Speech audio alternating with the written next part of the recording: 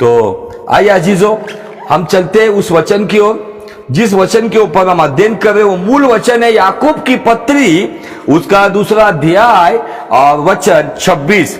अतः जैसे देह आत्मा बिना मरी हुई है, वैसा ही विश्वास भी कर्म बिना या क्रिया बिना मरा हुआ है। जैसे एक डेड बॉडी जिसके अंदर अगर वो बेजान है, उसके अंदर से जान और रूह चली जाती है, फिर वो डेड बॉडी किसी ज्ञानी व्यक्ति की क्यों ना हो, किसी नामी व्यक्ति की क्यों ना हो, किसी बलवान व्यक्ति की क्यों ना हो, किसी मशहूर व्यक्ति की क्यों ना हो, उस डेड बॉडी को नाम नहीं दिया जाता है, उसको बॉडी ही कहा जाता है। और मैंने उदाहरण शुरुआत के समय में दिया है, जब कोई व्यक्ति इस संसार से अपना जीवन खत्म करता है, फिर भले वो डॉक्टर हो, बड़ा जज हो, इवन कोई बड़ा मिनिस्टर हो, प्राइम मिनिस्टर हो, उसको नाम से नहीं बुलाया जाता है। लोग उस फ्यूनरल सर्विस में या अंतिम यात्रा में पूछा जाता है कि बॉडी कब आएगी, मॉर्चरी से, वो शवागार से, मतलब डेड हाउस जहां पे होता है वहां से निकली क्या, उस व्यक्ति का नाम नहीं लिया जाता है। ये कितना अच्छा उदाहरण है। जब तक हम जिंदे हैं तब तक हमें नाम से पुकारा जाएगा। हमारा इस संसार की यात्रा खत्म हुई, कोई हमें नाम से नहीं, बॉडी ही बुलाएगा, डेड बॉडी को ही बुलाया जाएगा। उसी के तरीके से कहा गया है, हमारा विश्वास अगर क्रिया नहीं कर रहा है तो वो विश्वास भी मरा हुआ है। इसका मतलब हम केवल नाम के नामधारी मसीह ठहरेंगे। तो आज विशेष स्वरूप में क्रियाशील विश्वास में कुछ बातों का जवाब देना चाहता हूं, क्योंकि आप में से बहुत सारे लोग होंगे जो कुछ सालों से विश्वासी है, कुछ सेवकाई कर रहे, कोई पास्टर होंगे, कोई पास्टर की पत्नी होगी, कोई पास्टर का भाई होगा, बहन होगा, कुछ सेवकाई कर रहे होंगे, लेकिन आपके जीवन में जैसा नतीजा आपको चाहिए सेवकाई का, जैसे आपकी प्रार्थना का परिणाम आपको चाहिए, वो परिणाम नहीं मिल पा रहा है। और उसके पीछे का कारण क्या है, हमें उसको अच्छे से समझना है। हमारा क्रियाशील विश्वास किस कदर परिणाम लाता है, इन बातों पर हम अध्ययन करेंगे। और मैं फिर से एक बार विश्वास के बारे में जो 5 बातें मैंने बताई थी वो फिर से खुलकर बताना चाहता हूं। विश्वास इस शब्दों को यदि अलग अलग हिस्सों में बांटोगे तो 5 बातें हमें दिखती है। विश्वास के पहले 2 शब्द जिसमें आता है विश्व। विश्व मतलब ये सारी कायनात, और उसके अंदर हमें दिखता है ईश मतलब परमेश्वर। और अंतिम 2 शब्द है श्वास। श्वास में मतलब सांस, सांस उसकी चलती है जो जिंदा व्यक्ति है। उसके बाद आता है वास, मतलब परमेश्वर की हुजूरी, उसकी उपस्थिति। और अंतिम शब्द आता है आस। ये 5 शब्दों से विश्वास जुड़ा गया है। विश्व, ईश, श्वास, वास और आस। यदि मैं अपने आप को विश्वासी कहता हूं तो बाइबल कहती है इस संसार पर जिसने जय पाया है वो है हमारा विश्वास। हमारा परमेश्वर जिसने संसार को जीत लिया है, यदि मैं उस पर विश्वास करता हूं, वो मुझ में रहता है, मैं उस पर रहता हूं, तो निश्चय ही हालात के सामने मैं घुटने नहीं टेकूंगा, हालात मेरे सामने झुकेंगे। उस विश्वास में विश्व है, ईश है मतलब परमेश्वर, विश्वास का परमेश्वर है, विश्वास की आत्मा भी देने वाला परमेश्वर है। आमीन। विश्वास का फल है जो हम देख चुके हैं, विश्वास का वरदान भी है वो भी हम देख चुके हैं। और विश्वास में श्वास मतलब सांसें, विश्वास में है वास मतलब परमेश्वर की मौजूदगी, विश्वास में है आस मतलब विश्वास आशा की भी वस्तुओं का प्रमाण और अंध की बातों का निश्चय। विश्वास जो करते हैं वो संसार से आस नहीं रखते हैं, मनुष्य से आस नहीं रखते, रिश्ते नातों से आस नहीं रखते, तो वो आस, होप, आशा केवल अपने परमेश्वर से रखते हैं, जिसने उनके लिए अपने जीवन का उत्तम बलिदान देकर उन्हें अंधकार से निकालकर ज्योति में लाकर उन्हें स्वर्गीय राज्य का वारिस बना दिया है। आमीन। और परमेश्वर इन दिनों में हमसे इन बातों की आज अपेक्षा करता है। लेकिन कभी कभी हम हालात को देखकर कभी कभी मायूस हो जाते हैं, निराश हो जाते हैं और सोचते हैं ऐसा क्यों। बड़े बड़े विश्वासी को मैंने अविश्वास की बातें बोलते हुए देखा है। बड़े बड़े विश्वास की सेवा करने वाले, बड़े बड़े प्लेटफॉर्म पर खड़े रहकर विश्वास का बड़ा बड़ा प्रचार करने वाले लोगों को मैंने मायूस होते हुए देखा है, निराश होते हुए देखा है, डिप्रेस होकर डिप्रेशन में जाते हुए देखा है। उसके पीछे का कारण एक ही है, हम विश्वास तो कहते हैं, ये विश्वास तब काम करता है जब वो क्रियाशील है। हम एक वचन मैं आपको अब्राहम के जीवन से पढ़वाना चाहता हूं। उसके लिए चलेंगे हम रोमियो की पत्री, उसका 4 अध्याय और वचन 18। उसने मतलब अब्राहम ने निराशा में भी आशा रखकर विश्वास किया। मैं ये नहीं कहता हूं कि निराशा नहीं आएगी, डिसअपॉइंटमेंट नहीं आएगा, आपके जीवन में मायूसी नहीं आएगी, ये नहीं कहता हूं मैं, आएगी। आपके सामने ऐसे कुछ समस्या होगी, ऐसे कुछ हालात होगी, ऐसे कुछ प्रश्न, ऐसे कुछ सवाल होंगे, ऐसी कुछ परिस्थितियां पैदा होगी जो आपको निराशा की खाई में लेकर जाएगी। लेकिन आज यहां पर हमें क्या देखना है? यहां पे हमें देखना है अब्राहम, जिसे विश्वास का पिता कहा गया है, जो हमारा विश्वास का पिता है, जिसने परमेश्वर की वाणी और उसके दर्शन को देखकर उसे कुछ प्राप्त नहीं हुआ। मैंने पिछले एपिसोड में बताया था अब्राहम का विश्वास क्या दर्शाता है। आज बहुत सारे लोग यीशु के पीछे इसलिए आना चाहते हैं कि उन्हें कुछ पहले चाहिए। मुझे आपको बताना है, पहले हमें नहीं मिलेगा, हमें पहले उसकी बातों पर विश्वास करके कदम बढ़ाना होगा। अब्राहम ने कदम बढ़ाया, 25 साल वो चलता रहा। 25 साल चलना जोग नहीं है, लेकिन बाइबल कहती है एक पड़ाव आया था, उस पड़ाव में ऐसा लिखा है कि उसने निराशा में भी आशा रखकर विश्वास किया। निराशा में आशा रखकर विश्वास किया, इसलिए कि उसके वचन के अनुसार, परमेश्वर के वचन के अनुसार तेरा वंश ऐसा होगा वो बहुत सी जातियों का पिता हो। और हमने ऑलरेडी देखा है कि विश्वास क्रियाशील रखने के लिए केवल रबा रबा रबा बोलकर, अन्य भाषा बोलकर काम नहीं होगा, केवल चिन्ह चमत्कार की बातों को बोलकर काम नहीं होगा, केवल भविष्यवाणियों को सुनकर काम नहीं होगा। तो विश्वास काम करने के लिए हम ऑलरेडी देख चुके, इब्रानी 4:2 कहता है इजरायली लोगों के अनुसार हमें भी सुसमाचार सुनाया गया, लेकिन सुना हुआ वचन उनके लिए लाभ का नहीं हुआ, क्योंकि वो वचन विश्वास से मन में नहीं बैठा।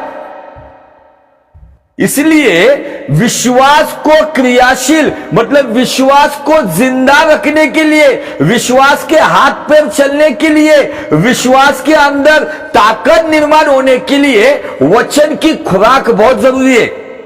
आज मैं देखता हूं इन दिनों में बहुत सारे वर्शिपर्स हमें निकल के आए दिखते हुए, वो गाना गा रहे, गिटार बजा रहे, नाना प्रकार की बातें कर रहे, लेकिन जब मैं उनसे बात करता हूं तो उनको बाइबल की कुछ किताबें पता नहीं है, वचन तो बहुत दूर रह गया।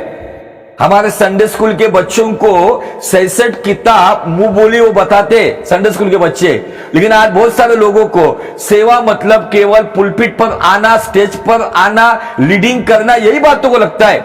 अपने आप को आराधक कहते हैं, अपने आप को बड़ा काम करने वाले कहते हैं, लेकिन वचन से बहुत दूर है। बहुत सारे लोगों को लगता है कि आराधना मतलब हम परमेश्वर को देते हैं, इसलिए वचन को निमन स्थान दिया जाता है। इसीलिए उनके जीवन में जब हालात बिगड़ती है, जब परेशानी आती है, जब समस्या आती है, ये लोग इसलिए गिर जाते हैं। उसका कारण यह है कि उनका जीवन रूपी घर वचन की चट्टान पर नहीं तो केवल काल्पनिक और भावनिक बातों की रेती पर खड़ा हुआ घर है। इसलिए आंधी तूफान में वो घर टिकता नहीं है, सत्यानाश हो जाता है उस घर का। उसकी तुलना किसके साथ की गई है? एक विश्वासी व्यक्ति के साथ की गई है। यीशु मसीह ने बहुत सुंदर उदाहरण हमें पहाड़ी के प्रवचन में दिया है। लेकिन आज मैं क्या आपको बताना चाहता हूं, क्या अब्राहम के सामने 25 साल से जो हालात थी, 25 साल से उसको जवाब नहीं था। एक समय आया उसके डेरे से उसको सुनाई पड़ा कि ये निसंतानी जाएगा लगता, और इसका जो नौकर है, इसका नौकर जो एलिएजर नाम का नौकर है, ये नौकर ही शायद अभी इसका आगे का वंश चलाएगा। क्योंकि हम संसार में देखते बहुत सारे लोग बड़ा धन कमाते हैं, नाम कमाते हैं, शोहरत कमाते हैं, सभी प्रकार के उनके पास सुख सुविधा होती है, लेकिन उनको वारिस कोई नहीं रहता है, उनको अपनी संतान नहीं मिलती है। तब क्या होता है, उनके पास काम करने वाले लोग ही उनका मालिक बन जाते हैं। यही बात से यही खौफ अब्राम को खा रहा था। और मैं आज अब्राम में किस तरीके से निराशा में आशा रखकर किस तरीके से अपने विश्वास को क्रियाशील किया, इस बात के ऊपर आपका ध्यान बटाना चाहता हूं। तो आइए हम चलते उत्पत्ति के किताब में अध्याय 15 और वचन 1 के आगे। इन बातों के पश्चात यहोवा का यह वचन दर्शन में अब्राम के पास पहुंचा। वाह, इसका मतलब क्या यहोवा, क्या परमेश्वर पिता अब्राम के पास नहीं आता था? क्या आता था, लेकिन यहां पे एक सुंदर बात हमें दिखाई पड़ती है। इन बातों के पश्चात, किन बातों के पश्चात? तो शुरुआत होती है उसकी, अगर आप थोड़ा सा अध्ययन करेंगे 13 अध्याय 14 अध्याय में, तो इन बातों के पश्चात में पहला आता है अब्राम और लूत का अलग होना। अब्राम जिसको जान से अजीज समझता था, उस लूत से इतना प्रेम करता था, लेकिन लूत उससे प्रेम करता है कि नहीं करता, परमेश्वर की ओर से जो उसको मार्गदर्शन मिला अब्राम को, और उन्हीं बातों को रखकर उसने लूत से बात की। तब लूत अब्राम के साथ रहा नहीं, तो वो नीचे यरदन की तराई में चला गया, जहां पर पूरा हरा भरा प्रदेश था, पानी की कोई समस्या नहीं थी, और सारा एकदम सहज और सुलभ जीवन को देखकर वो पहाड़ी पर रहने वाले अपने पिता अब्राम को छोड़कर अपनी सुलभ और सुखद जीवन के लिए वो यरदन की तराई में चला गया। और उसका क्या हुआ, आगे जाके उस यरदन की तराई के पास वो सदोम और अमोरा नगर के निकट गया, लेकिन कुछ समय के बाद वो उसके अंदर गया, और समय आया कि उसको लूट लिया गया। एक घमासान युद्ध हुआ। अब्राम हमें यहां पे दिखता है कि जब लूत से अलग हुआ, परेशान था, दुखी था, क्योंकि वो लूत को अपना बेटा समझ रहा था। परमेश्वर देगा तब देगा, लेकिन तब तक उसके लिए एक बेटा था, लेकिन वो भी चला गया। अब्राम रो रो कर रात निकाला होगा, लेकिन सुबह जब उसने निर्णय लिया कि लूत लौटकर नहीं आएगा, तब अब्राम हेब्रोन में आया। हेब्रोन में आकर उसने अपनी वेदी को बनाया। वहां से आगे उसका लाइफ चेंज हो गया। परमेश्वर ने उससे बड़ी बड़ी बातें बताना शुरू कर दिया। और उसी के दौरान जब एक युद्ध छिड़ गया, जिसमें लूत को भी वो राजाओं ने लूट कर लेकर गए, लेकिन बाइबल कहती है अब्राम के घर में पैदा हुए 317 जवानों के बलबूते के ऊपर अब्राम ने उन 5 राजाओं को पूरी तरह से शिकस्त देकर, उनको हराकर, वो जंग में फतेह प्राप्त करते हुए अपने भांजे, अपने नेफ्यू को वो छुड़ा के लेकर आया। और बाइबल कहती है उसके बाद उसे मलकीसदेक का याजक, मतलब मसीह यीशु का दर्शन मिला। इन बातों के पश्चात, क्यों बता रहा हूं मैं, क्योंकि शुरुआत है कौन सी बातों के पश्चात?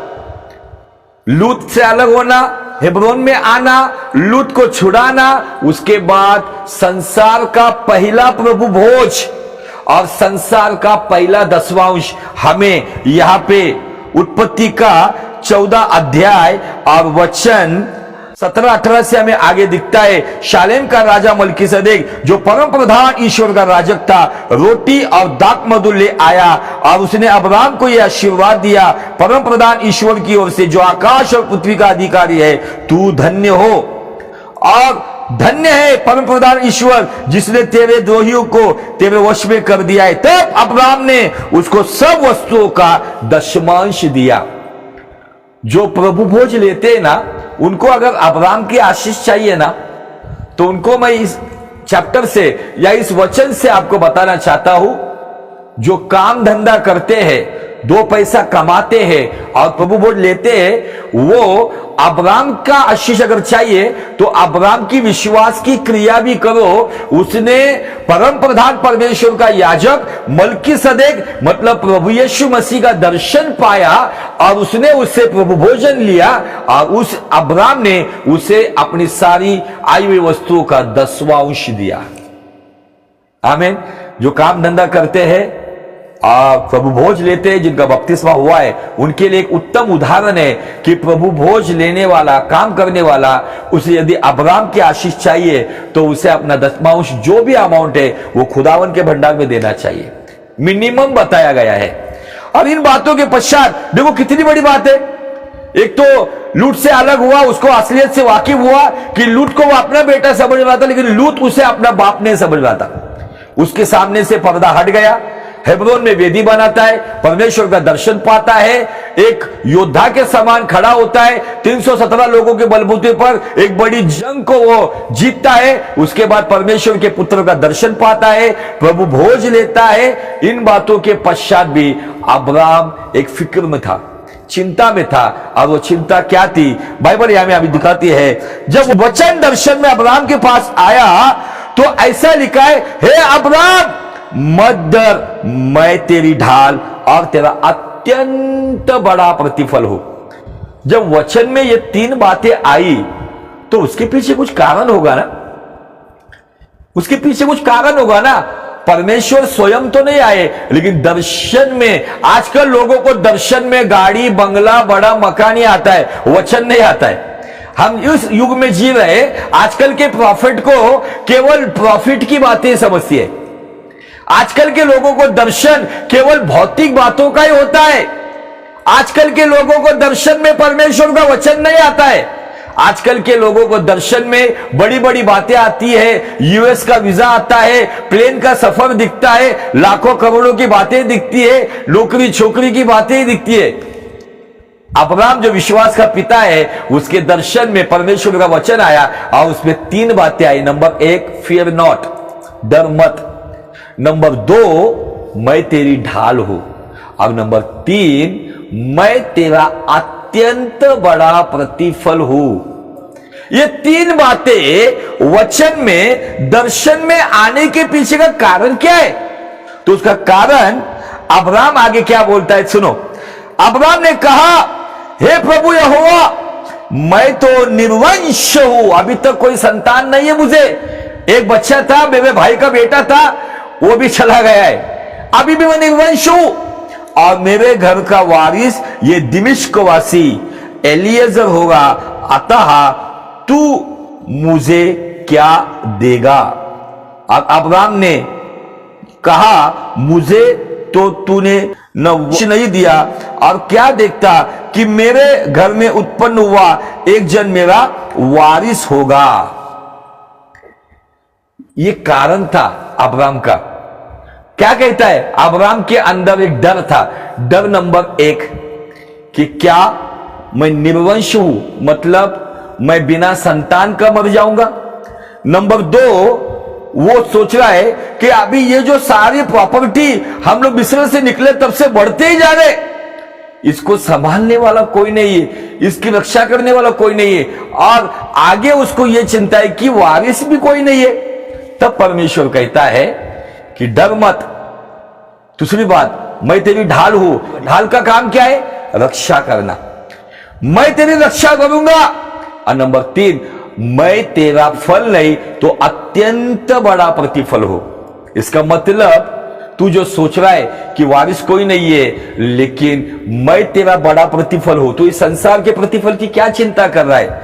और बाइबल कहती है 4 वचन में, तब यहोवा का यह वचन उसके पास पहुंचा, यह तेरा वारिस न होगा। दूसरी बार वचन आया।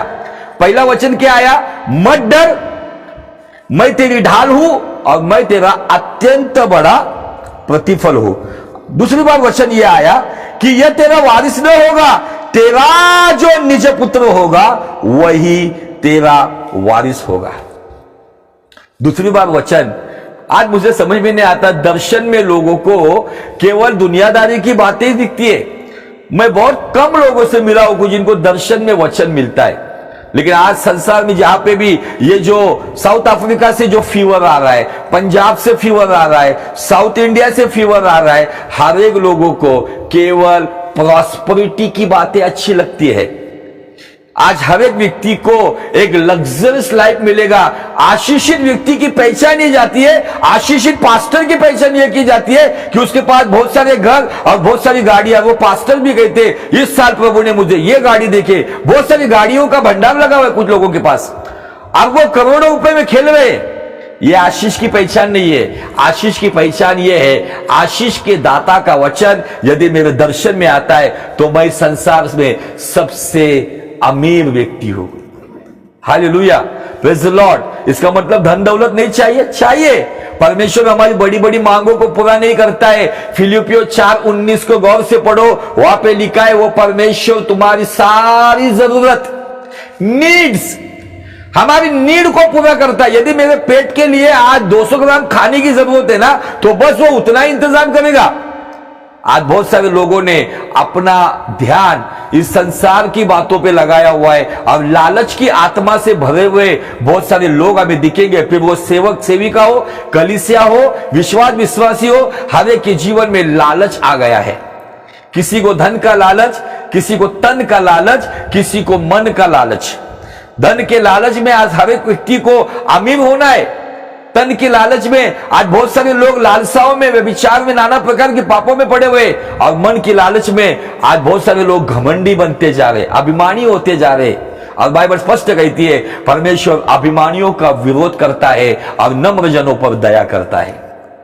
यहां पर अब्राहम को दूसरी बार वचन आया और वहां पर भी बाइबल क्या कहती है, यहोवा का यह वचन उसके पास पहुंचा और कहा गया यह तेरा वारिस न होगा। मतलब एलिएजर के बारे में जो तू सोच रहा ना, एलिएजर तेरा वारिस न होगा।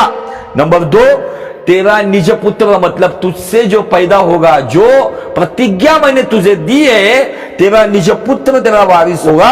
और आगे दिया है वही तेरा वारिस होगा, वही, मतलब कुछ सोच मत। और आगे ऐसा लिखा है 5 वचन में, और उसने उसको बाहर ले जाके कहा आकाश की ओर दृष्टि करके तारांगन को गिन कि तू उनको गिन सकता है। फिर उसने उससे कहा तेरा वंश ऐसा ही होगा। इसका मतलब युद्ध हो गया, मलकीसदेक का याजक मिल गया, प्रभु भोज लिया, दशांश दिया गया। उसके बाद अब्राम रात को चिंता में बैठा हुआ था। तब दर्शन में वचन आया, परमेश्वर ने उसको तंबू से बाहर निकाला। सारा को डिस्टर्ब नहीं किया परमेश्वर ने, अकेले अब्राम को बाहर निकाला और मध्य रात में उसके आकाश के तारे गिनवाए। और यहां से आगे का वचन मुझे बहुत प्रभावित करता है। क्या लिखा है, उसने यहोवा पर विश्वास किया और यहोवा ने इस बात को उसके लेखे में धर्म गिना। ये 6 वचन मैं सोचता हूं कि उसने यहोवा पर विश्वास किया। कैसे विश्वास किया?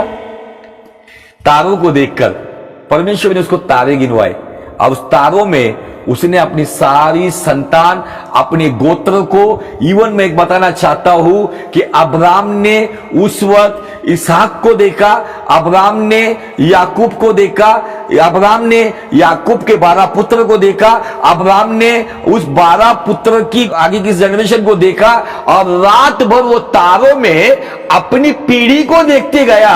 और बाइबल कहती है कि यही बातें अब्राम के अकाउंट में, अब्राम के खाते में धर्म मतलब राइचियसनेस लिखा गया। और यही राइचियसनेस से वो धर्मी हो गया। और धर्मी जन की प्रार्थना के प्रभाव से याकूब 5:16 कहता है बहुत कुछ हो सकता है। धर्मी जन की प्रार्थना बहुत कुछ कब करेगी? जब धर्मी जन की प्रार्थना क्रियाशील होगी। आमीन। अब्राम ने परमेश्वर को दोष नहीं लगाया। क्या परमेश्वर तू कहता है इतने साल हो गए मैं यहां पर हूं, लूट था वो भी चला गया, मेरा निज पुत्र होगा। अब्राम उस वक्त चिंता में था और चिंता में डरा हुआ था। वो कहीं ना कहीं अपने आप को अनसिक्योर, मतलब कहीं ना कहीं वो असुरक्षित समझ रहा था। और दूसरी बात ये थी कि वो अपने निर्वंश होने के बारे में, वो मेरे वारिस कौन होगा उसके बारे में सोच में था। तब दर्शन में वचन आया, मत डर, मैं तेरी ढाल हूं और मैं तेरा अत्यंत बड़ा प्रतिफल हूं। इन बातों से परमेश्वर ने उससे बात की। दूसरा वचन आया, एलिएजर तेरा वारिस न होगा, तेरा निज पुत्र होगा और तेरा निज पुत्र ही तेरा वारिस होगा। इन बातों पर अब्राहम ने विश्वास किया। अब्राहम के हाथ में इमीडिएट इसहाक नहीं था। मुझे आपको बताना है अजीजों, यदि आपके विश्वास को जिंदा रखना है तो वचन की खुराक उसको खिलाओ, वचन को आपके मन में बिठाओ। तो क्या होता है, आज मुझे बताना है, ये परमेश्वर पहले वचन भेजता है और जो वचन के साथ विश्वास में सहमत होता है तो उसके बाद परिणाम को भेजता है। बाइबल कहती है शुरुआती उत्पत्ति की शुरुआत यदि आप देखोगे तो शुरुआत यह कहती है उत्पत्ति के, परमेश्वर ने प्रथम आकाश और पृथ्वी को रचाया और पृथ्वी बेडौल थी, पृथ्वी अंधकार में थी, पृथ्वी खाली थी। तब परमेश्वर ने बोला प्रकाश हो। प्रकाश पहले नहीं आया, प्रकाश होने का वचन पहले आया। और वो वचन जब पवित्र आत्मा जल के भाग के ऊपर मंडरा रहा था, पवित्र आत्मा और परमेश्वर का वचन जब एक साथ आ गए तो उजाला आ गया। और जो बेडौल पृथ्वी थी वो गोल हो गई, जो खाली पृथ्वी थी वो भर गई, जो अंधकार की पृथ्वी थी उसमें उजाला हो गया। कब? जब वचन आया। आज बहुत सारे लोगों को पहले परिणाम चाहिए। मैं आज आपको प्रोत्साहित करना चाहता हूं, आज वचन आया है और वो कहता है जो कोई चिंता में बैठा हुआ है, जो कोई परेशान है, जो भविष्य की बातों में पड़ा हुआ है, जो आज नाना प्रकार की समस्या में पड़ा हुआ है, आज वो वचन जो उत्पत्ति 15:1 में उन बातों के पश्चात यहोवा का वचन अब्राहम के पास पहुंचा। अब्राहम का समय खत्म हुआ, अभी समय आपका और मेरा है। और आज वो वचन कहता है मत डर, मैं तेरी ढाल हूं और मैं तेरा अत्यंत बड़ा प्रतिफल हूं। यदि जो कोई इस वचन को अपने मन में बिठाएगा, जो कोई इस वचन को लेकर अपने विश्वास को खिलाएगा, तो मैं बताना चाहता हूं वो व्यक्ति महिमा से महिमा में आएगा। वो व्यक्ति असंभव बातों संभव होते हुए देखेगा। वो व्यक्ति अपने जीवन में अपने इसहाक को पाएगा। इसहाक का मतलब आनंद, जॉय, खुशी। यदि आपके जीवन में जिन क्षेत्रों में आज आप दुखी हो, जिन क्षेत्रों में आप मायूस हो, जिन क्षेत्रों में आप परेशान हो, जिन क्षेत्रों में आप हारे हुए हो, उन क्षेत्रों पे आज विश्वास के साथ इन वचनों को ले लो और कहो मैं डरूंगा नहीं, मेरी ढाल मेरा परमेश्वर यीशु है और वही मेरा अत्यंत बड़ा प्रतिफल है। इस वचन को अपने आत्मा को खिलाओ, अपने विश्वास को खिलाओ, अपने मन में बिठाओ, तब जाके इन वचनों को रोज बोलो। निश्चय एक समय आएगा जिन क्षेत्रों का इसहाक आपको चाहिए, उन क्षेत्रों का इसहाक आपके जीवन में आएगा। उस खुशी को लेकर, उस आनंद को लेकर, उस विजयशाली जीवन को लेकर, उस सक्सेसफुल लाइफ को लेकर, उन चंगाई को लेकर, उस शांति को लेकर, उस बरकत को लेकर तब आएगा जब मैं अब्राहम के हाथ में इसहाक नहीं था, लेकिन रात भर तारों को देखकर उसने विश्वास किया, हाँ जिसने मुझे बुलाया है उसने निराशा में भी आशा रखकर विश्वास किया कि उसके ही वंश को सब जाति का पिता कहा जाएगा, उसको सब जाति का पिता कहा जाएगा। आज समय हमारा है। क्या हम केवल भविष्यवक्ताओं की बातों को सुनकर जीवन जी रहे? भविष्यवाणी बदल सकती है, लेकिन खुदा का कलाम अटल है, कभी बदल नहीं सकता। Prophecy will change but word of God never change. आज आपको अगर जरूरत किस बात की है? आपका विश्वास काम क्यों नहीं कर रहा है? आपका विश्वास कर्म रहित क्यों है? आपका विश्वास क्रियाशील क्यों नहीं है? क्योंकि आपका विश्वास कहीं ना कहीं कमजोर हो गया है। हम मुंह से बोलते हैं आप विश्वास करते, लेकिन हमारा विश्वास खुद चल नहीं पा रहा है, उठ नहीं पा रहा है, बोल नहीं पा रहा है, क्रिया कर नहीं पा रहा है, क्योंकि उसके अंदर वो ऊर्जा नहीं है। और खुदा का वचन जीवन की रोटी है, खुदा का वचन जीवन का पानी है, खुदा का वचन मधु से मीठा है, खुदा का वचन अग्नि है, खुदा का वचन तलवार है, खुदा का वचन हथौड़ा है, खुदा का वचन खुद खुदा है। आमीन। यदि उस वचन को आज हम हमारे विश्वास में लाएंगे तो वो वचन विश्वास की नींव पर ये दो पहिए चलते रहेंगे और परमेश्वर का काम आपके जीवन में होगा। आज इन बातों से अपने विश्वास को हमें जांचना होगा। क्या अब्राहम ने निराशा नहीं हुआ? निराश हुआ, लेकिन निराशा में भी उसने आशा रखी। और विश्वास की परिभाषा क्या है? इब्रानी 11 कहता है विश्वास आशा की वस्तुओं का निश्चय है और अंदर के बातों का प्रमाण है। आज यदि मैं उस प्रकार से विश्वास में, जीवित विश्वास में चलता हूं तो निश्चय मेरे जीवन में काम होगा। खुदावन करे इस वचन के द्वारा आपको बहुत बहुत आशीष मिले। परमेश्वर की महिमा के लिए हो सके ज्यादा से ज्यादा इस वीडियो को शेयर कीजिए, ताकि बहुत सारे अपने आप को विश्वासी तो कहते लेकिन उस विश्वास कहीं ना कहीं काम नहीं कर रहा है। कुछ लोगों का विश्वास पैरालाइज हुआ है, कुछ लोगों का विश्वास आज अंधा हुआ है, इसलिए अंधविश्वासी हुए। हमें परमेश्वर पे विश्वास करने के लिए बोला है। अंधविश्वास कुछ इसलिए तेल पानी के पीछे पड़े हुए लोग, भविष्यवाणियों के पीछे पड़े हुए लोग। कुछ लोगों का अल्प विश्वास है, 50-50, इधर भी कदम उधर भी कदम। कुछ लोग अविश्वासी है जिन्होंने विश्वास करना ही छोड़ दिया है। आज हमें आत्मविश्वासी होना है, क्रियाशील विश्वासी होना है, और तब होंगे जब हम परमेश्वर के वचन को यिर्मयाह नबी 15:16 में कहता है मैंने खा लिया, वैसे हम खा लेंगे। आमीन, हालेलुया। खुदावन करे आज के वचन के द्वारा, आज के संदेश के द्वारा आपका क्रियाशील विश्वास बने, और यही क्रियाशील विश्वास आपको परमेश्वर के द्वारा अत्यंत बड़ा प्रतिफल दे, जो इसहाक के स्वरूप में अब्राम को मिला, जिसको खुशी कहा जाता है, आनंद कहा जाता है। वो आनंद, वो खुशी आपके जीवन में खुदावन दे और आपको आशीषित करे यीशु के नाम में। परमेश्वर आपको बहुत बहुत आशीष दे। इस वीडियो को ज्यादा से ज्यादा शेयर कीजिए और परमेश्वर के वचन को अपने जीवन में आज पूरी तरह से धारण कीजिए। वचन को अपने मन में बिठा लीजिए, वचन को खा लीजिए। आपके विश्वास को वचन खिलाकर, वचन जीवन और आत्मा है, यूहन्ना 6:63 के अनुसार आपके विश्वास को जीवन दीजिए। आपके विश्वास में आत्मा लाइए, आपके विश्वास को जिंदा करते हुए, उसको सक्रिय क्रियाशील करते हुए, असंभव बातों को संभव करते हुए इस संसार के लिए एक गवाह बनिए। खुदावन आपको बहुत बहुत आशीष दे। May God bless you.